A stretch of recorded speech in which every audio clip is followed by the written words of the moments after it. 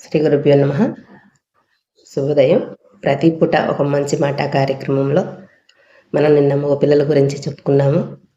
అలాగే మన ఆడపిల్లలకి కూడా ఖచ్చితంగా ఇంట్లో ఉండవలసిన విధానాలు తల్లి చక్కగా ఆచరించి ఆ పిల్లలకి అలవాటు చేయాలి. ఖచ్చితంగా పిల్ల రజస్వల అయిన దగ్గర నుంచి బయటకు వెళ్ళేటప్పుడు కానీ బయట నుంచి వచ్చినాక కానీ చక్కగా చాలా జాగ్రత్తగా వాళ్ళకు ఉండాల్సిన విధానాలు అలవాటు చేయాలి. అలాగే వాళ్ళ కట్టుబొట్టు విధానంలో కూడా మళ్ళీ మళ్ళీ చెబుతున్నాము, విసిగిస్తున్నాము, ఎప్పుడూ ఒకటే చెబుతున్నారని అనుకోకండి. మన భారతదేశంలో మన కట్టుబాట్లు, మన ఆచార వ్యవహారాలు, ముఖ్యంగా మన వస్త్రధారణ, మన కట్టుబొట్టుకి చాలా ప్రాముఖ్యత ఉంది. దానికోసమే ఎన్నిసార్లు చెప్తున్నాము.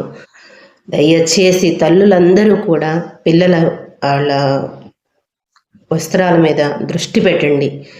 పిల్లల్ని చూస్తే చక్కగా చాలా జాగ్రత్తగా, కారణం ఏంటంటే మనం వేసే ఒంటి మీద బట్టను బట్టే ఎదుటి వాళ్ళు మనల్ని చూస్తారు.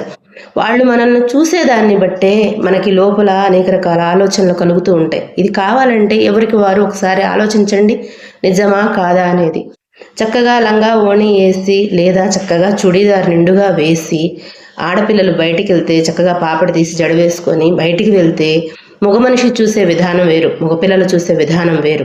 అలా కాకుండా ఒళ్ళు మొత్తం కనబడేలాగా బట్టలు వేసి మగవాళ్ళు చూసే విధానం వేరు.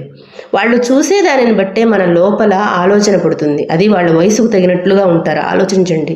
మనం కూడా ఆ వయసులన్నీ దాటి వచ్చాం కదా. 16 ఏళ్ల వయసులో ఉండే ఆలోచన విధానాలు వేరుగా ఉంటాయి, 25లో ఉండే ఆలోచనలు వేరుగా ఉంటాయి, 35లో ఉండే ఆలోచనలు వేరుగా ఉంటాయి.